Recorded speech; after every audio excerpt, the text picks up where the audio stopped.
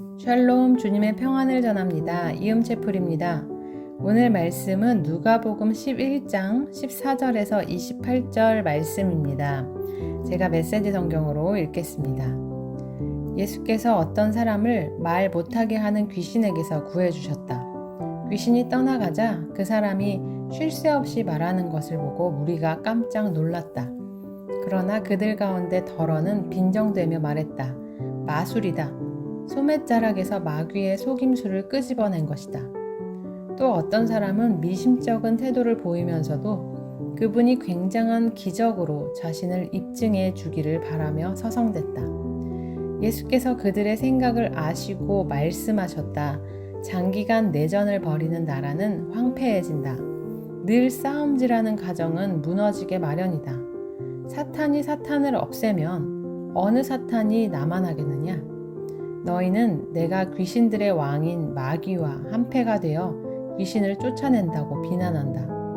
그러나 너희가 나를 마귀라고 욕하며 마귀 쫓아내는 마귀라고 부른다면 너희 귀신을 쫓아내는 자들에게도 똑같은 욕이 되지 않겠느냐? 그러나 내가 하나님의 손가락으로 귀신들을 몰아내는 것이라면 하나님 나라가 확실히 여기 있는 것이다. 강한 사람이 완전 무장하고 자기 집 마당에 지키고 서 있으면 그의 재산은 끄떡없이 안전하다. 그러나 더 강한 사람이 더 강한 무기를 들고 오면 어찌 되겠느냐? 그는 자기 수법에 자기가 당하고 말 것이다. 그가 그토록 믿었던 무기고는 탈취당하고 귀한 재물은 약탈당한다. 이것은 전쟁이며 중립지대는 없다. 내 편이 아니라면 너희는 내 적이다. 돕지 않으면 방해하는 것이다. 사람에게서 쫓겨난 더러운 귀신은 광야를 이리저리 떠돌며 자기가 들어갈 만한 오아시스, 곧 순진한 영혼을 찾아다닌다. 아무도 찾지 못하면 귀신은 내가 전에 있던 소굴로 돌아가자 하고 말한다. 돌아가 보니 그 사람 안은 쓸고 닦아 깨끗한데 텅 비어 있다. 그래서 귀신은 달려가서 자기보다 더 더러운 귀신을 7이나 끌어 모아서는 다 함께 그 사람 안에 들어가 난장판을 벌인다. 결국 그 사람의 상태는 깨끗함을 받지 않았던 처음보다 훨씬 나빠진다.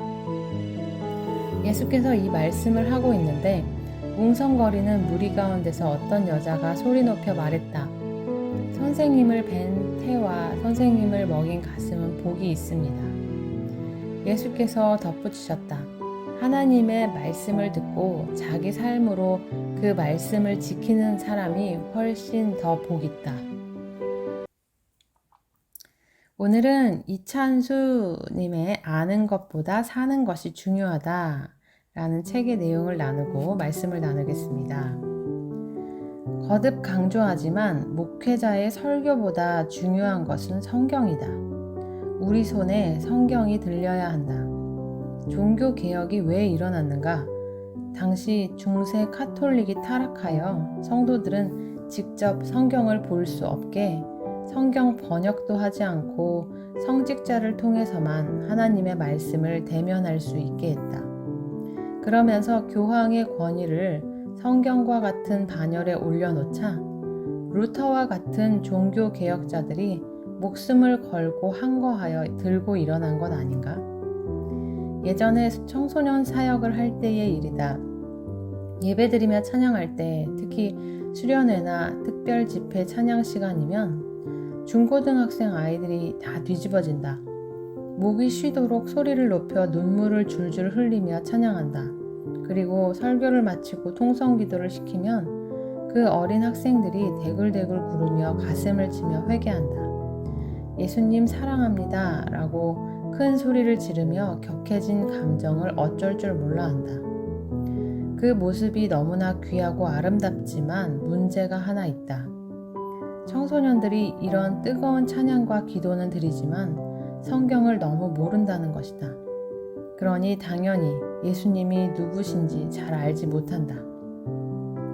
내가 예수님을 그렇게 사랑한다고 고백했는데 예수님이 누구인지 아니? 이런 질문을 던지면 대부분의 아이가 당황한다. 사실은 예수님이 누구신지 잘 알지 못하기 때문이다. 장례식장에 가서 밤새 울며 곡을 하다가 새벽에 동이 트니까 그런데 누가 죽었지? 라고 하는 꼴이다.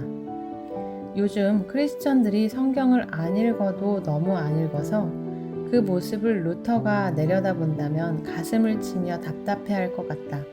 내가 이러자고 목숨을 걸고 종교개혁을 했나? 라면서. 책의 내용은 여기까지입니다. 하나님 나라에 속한 사람들은 예수님의 말씀을 듣고 순종했습니다. 이 예수님께 순복한다는 것은 그분의 말씀을 수긍한다라는 의미가 아닙니다. 예수님의 하시는 말씀의 권위를 인정하고 또 자기 삶의 그 구체적인 영역에서 하나님의 말씀을 실천하기 위해 힘을 다한다는 것이죠. 말씀을 실천하는 것이 하나님 나라에 속한 자들이 하는 행동임을 기억하고 그 방향으로 나아가는 저와 여러분 되기를 축원합니다.